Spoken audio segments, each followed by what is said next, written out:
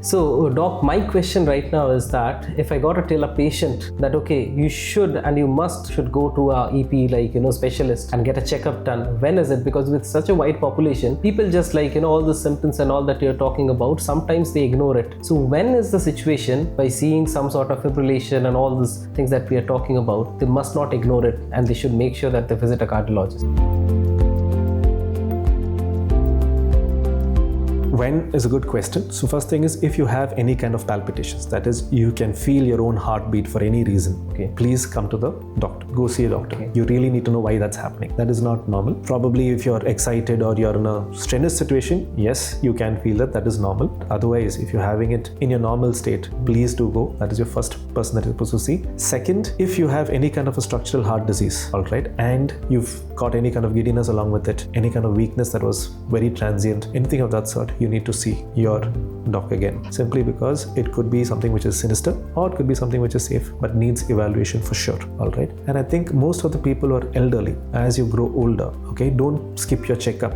What biggest problem in Indians is we normally don't do our checkups after. Right. We wait and say, okay, I'm fine, I'm fine, I don't have a problem, I don't need to do any checkups. So just like how you do your checkups for heart attack, the same way, the same checkups is more than enough to look for an EP problem. An ECG probably is all that you need. So if you're doing this every year after your age of 40, we might be able to pick up an early AF, which will prevent a future stroke. All right, so these things are important. The basic thing is, any kind of loss of consciousness, any giddiness, if you feel your heartbeat for any reason, come to an EP specialist. We'll treat you there. We'll evaluate and then see what to do about it. Now, when you say that you will treat us, patients like me or maybe some other people over there, I would like to very much know tomorrow, if I have this problem, what kind of treatment am I expecting? Basically, when you look at EP, we basically have two kinds of treatment. One is known as a device treatment, one is known as ablation part of it. So what we mean by device is, if your heartbeat goes very low, having a collapsing because of a very low heartbeat, we put in something called as a pacemaker. There is a section of people whose heart pumping is low due to an electrophysiological problem that is known as left bundle branch block. We put a device called a CRTD. Patient's pumping can come back to fully normal. So you're talking about a heart failure patient who puts a device and comes back to full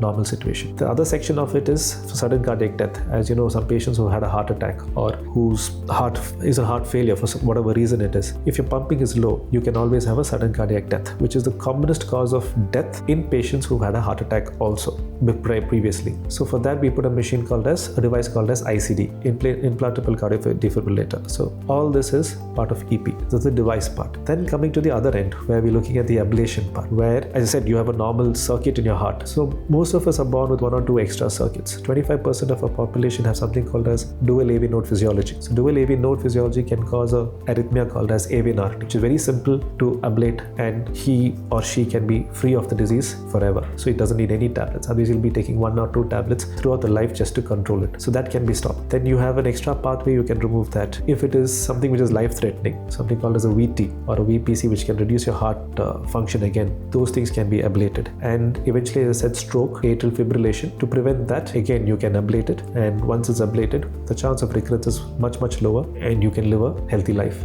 I think keeping as what we call a sinus rhythm. So maintaining the sinus rhythm during in an AF patient is probably the biggest challenge and probably the best result that you're going to get after a procedure. So all that is included as treatment. I would like to conclude it with a very simple thing. People are afraid of treatments these days rather than having the problem and suffering with it for the rest of their life. So just whether it's an athlete or someone into sports or just a normal lame person going for a 9-to-5 job, what do you think, or irrespective of the age, if they get the treatment, then are they going to have a good life ahead without any issues, or they should expect something as for the rest of their life that they are going to have through some medications or might be some regular treatment? So as I told you, that Christian Eriksen's example, he had a device called as a ICD put into him because he had that cardiac arrest at that point. He's back to playing football. You can get back to your normal life after the procedure. Unless your heart failure, your pumping function is very low and that is not improving, that's the only probable chance that he doesn't get back to his normal life. Otherwise, with an EP procedure, you probably need admission for 2 or 3 days and then you are fine. You just go back and get back to your life, feel everything. So doctor, while we are talking about all these things, I I'd really like to know if I can prevent this fibrillations or this irregular rhythms and all that we are talking about. And if yes, then how? When you look at the preventive part of it, some of the diseases are not preventable, genetic. So the athletes that we do a screening for are all generally genetic diseases that we look for. And if it's there, that is not preventable, that is inherited. Some of them are anatomical changes, which we cannot do much about, all right? That needs treatment. But the ones that are easily treatable or preventable is something like atrial fibrillation or some of these palpitations that happen. So you have to do your regular checkups for your thyroid and all that. You should not have any thyroid diseases. That will bring it down. And then the usual, or what I say, the heart care that you need to do for preventing a heart attack is the same thing for EP. You need to be looking at your diet. You need to get your exercise right. You need to keep your weight under control. If you have something called as obstructive sleep apnea, which means you snore a lot in the night, or you're not able to get 6 hours or 8 hours of continuous sleep, 6 to 8 hours of continuous sleep, those are the causes of you developing a atrial fibrillation. So weight control, diet, and good sleep will reduce the chance of developing atrial fibrillation, which is a future risk for stroke. So that is how you prevent it. That's all, doctor, for the day. Thanks a lot. Thank you.